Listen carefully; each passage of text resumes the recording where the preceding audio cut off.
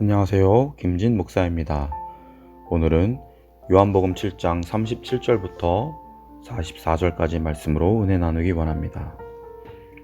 예수님은 명절 끝날 많은 사람들을 향해 외치며 선포합니다. 오늘 말씀의 명절 끝날은 장막절, 초막절로 한 해의 마지막 절기였습니다. 그리고 그 절기의 8일째 마지막 날이었습니다. 이 절기는 첫날부터 일곱째 날까지 매일 실로암 연못에서 물을 길어다가 단에 붓는 의식을 하였는데, 제사장들이 성전에서 수문을 통과하여 실로암 못으로 가는 행렬이 하루에 한 번씩 있었습니다. 이때 지정된 한 제사장은 금 주전자에 실로암 못에 물을 떠 담습니다. 주전자에 물을 담으면서 이사야 12장 3절 말씀을 합창합니다. 너희가 기쁨으로 구원의 우물들에서 물을 기르리로다.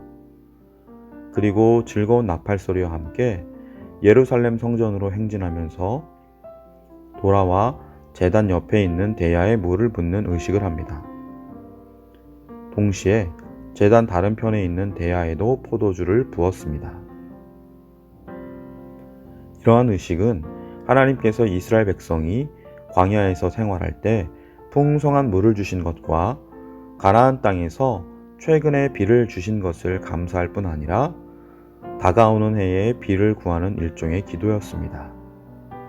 그리고 7일째 되는 날에는 다른 날들과 달리 제사장들이 제단을 7번 도운 다음에 제단 옆에 있는 대야에 물을 부었습니다.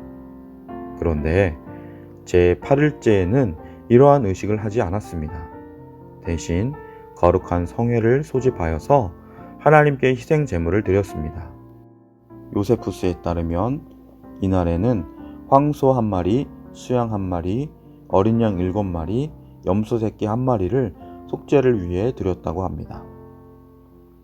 물의 의식이 없는 날, 즉 하나님의 백성을 위해 제단에서 희생 제물이 바쳐지는 바로 그날, 예수님께서 모집된 회중을 향해서 목마른 자는 예수님께 와서 마시라고 외쳤던 것입니다. 누구든지 목마르거든 내게로 와서 마시라. 나를 믿는 자는 성경의 이름과 같이 그 배에서 생수의 강이 흘러나오리라. 우리는 이미 4장에서 수가성 여인에게 하신 예수님의 말씀을 기억합니다. 예수님이 주는 생명수를 마시면 그것이 영생에 도달하는 솟아나는 샘물이 되어 영원히 목마르지 아니하리라 약속했습니다. 그런데 언제 어떻게 주실지는 말씀하지 않았습니다. 예수님은 오늘 이 말씀을 확대 설명합니다. 십자가에서 영광을 받으신 다음에 생명수를 주실 것이라고 밝히십니다.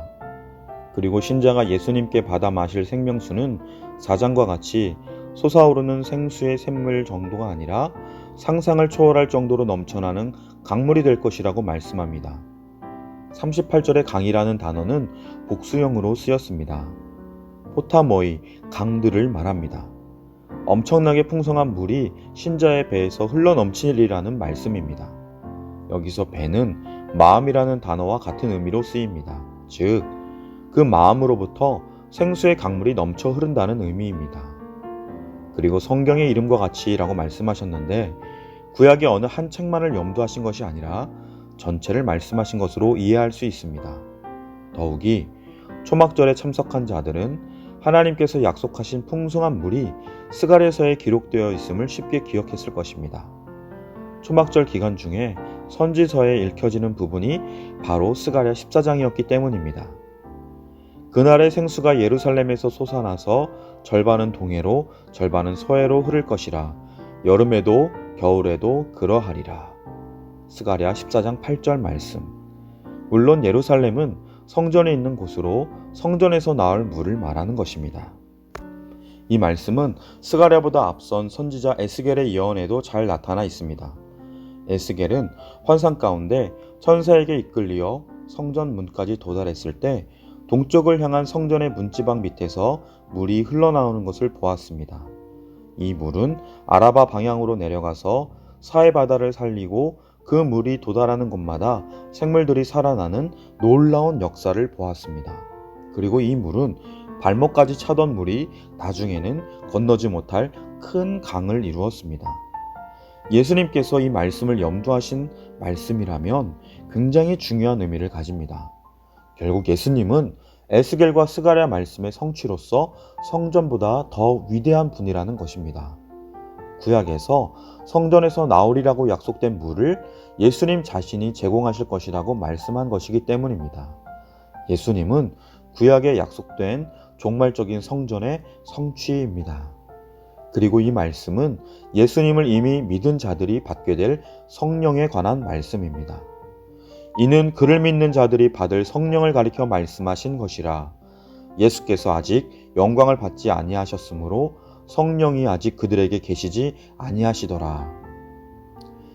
예수님께서 영광 받으시는 십자가 부활 사건과 관련된 성령의 선물은 예수님의 구속 사건의 결과로 주어질 것을 말씀합니다. 더 나아가 이 말씀은 앞으로 요한복음 14장부터 16장에 중심적으로 다루어질 다락방 강화, 예수님께서 아버지께로 가심과 성령님의 오심을 예고하고 준비하는 역할을 합니다.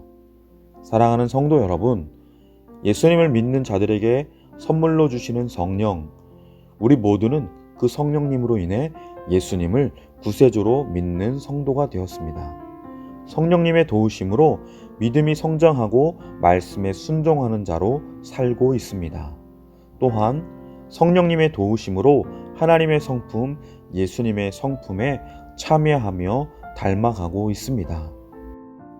사랑, 희락, 화평, 오래 참음, 자비, 양선, 충성, 온유, 절제에 성령의 열매를 맺게 하십니다.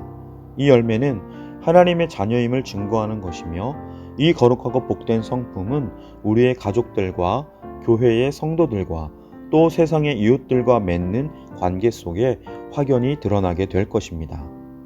옛 자아는 죽고 새로운 모습으로 거듭난 삶은 세상 속에 빛된 모습으로 소금된 모습으로 역사되도록 성령께서 도우실 것입니다.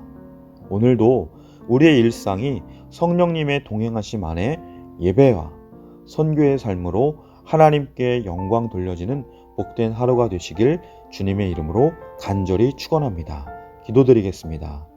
참 좋으신 하나님, 예수님이 십자가 죽음과 부활하심에 영광 받으심으로 우리가 구원을 받고 성령님의 임재하심 가운데 하나님의 백성으로 하나님의 자녀로 행복한 천국 생활을 하게 하심에 감사드립니다. 오늘 하루도 늘 함께 하시는 성령님의 도우심으로 말씀에 순종하며 예수님을 기뻐하고 증거하는 온전한 제자의 삶을 살도록 인도하옵소서. 감사드리며 예수님의 이름으로 간절히 기도드립니다. 아멘.